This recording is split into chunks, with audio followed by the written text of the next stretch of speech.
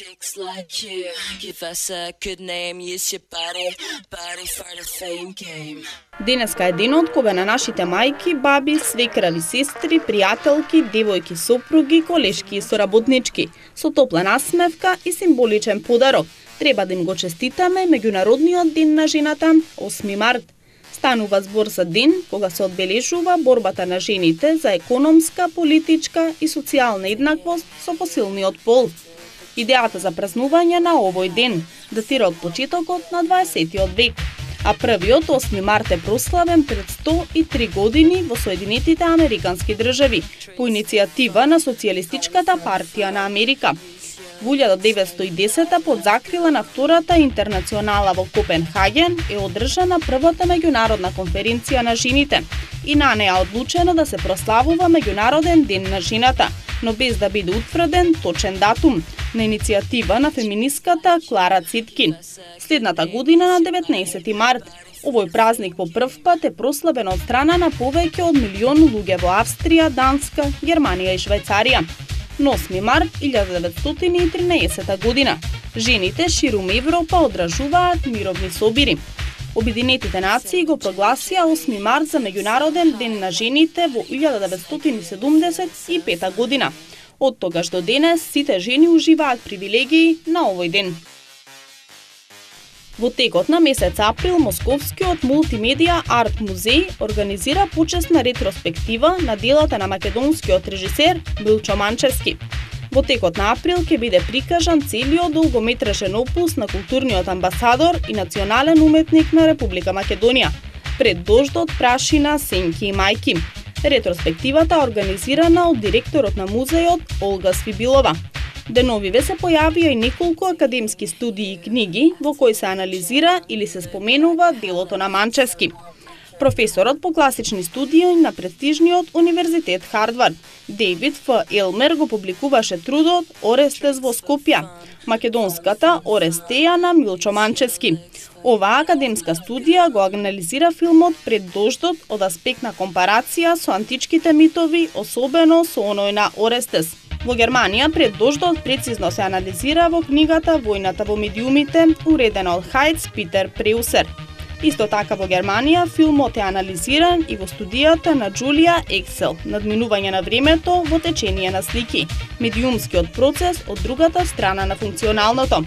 За Пред дождот зборува и бразилскиот професор Фернандо де Така во фотографија, интертекстуалности и хибридизам и американецот Џон Филипес во Македонија, војсководци и бунтовници на Балканот.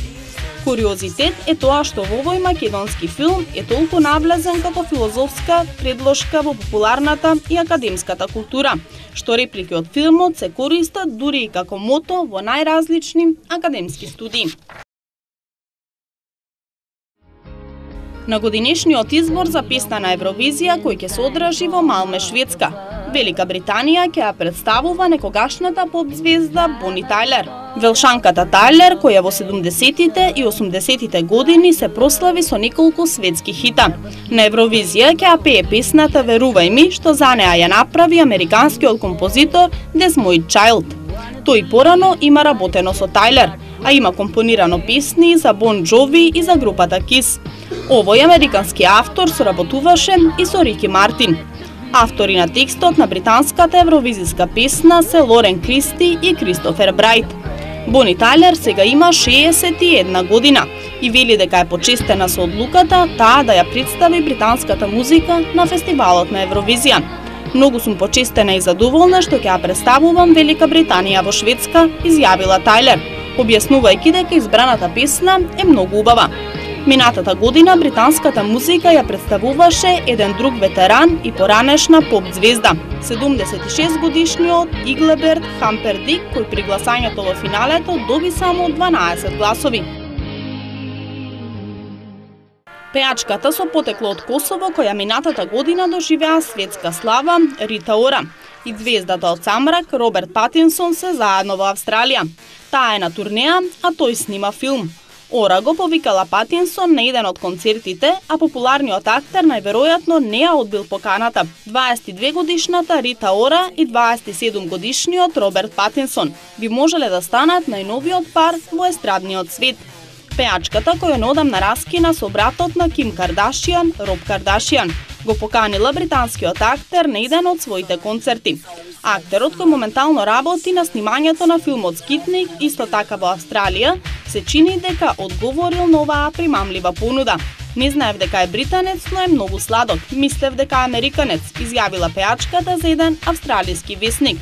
Роберт Патинсон неодамна раскина со својата долгогодишна девојка и партнерка во филмовите Самрак, Кристен Стюарт. Причината за нивното раскинување го шокираше светот.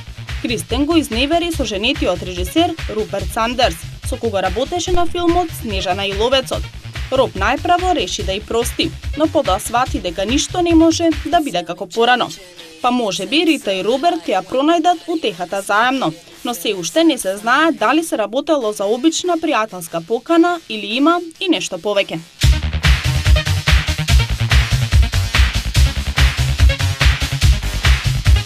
Chicks like you give us a good name, use your body for the fame game.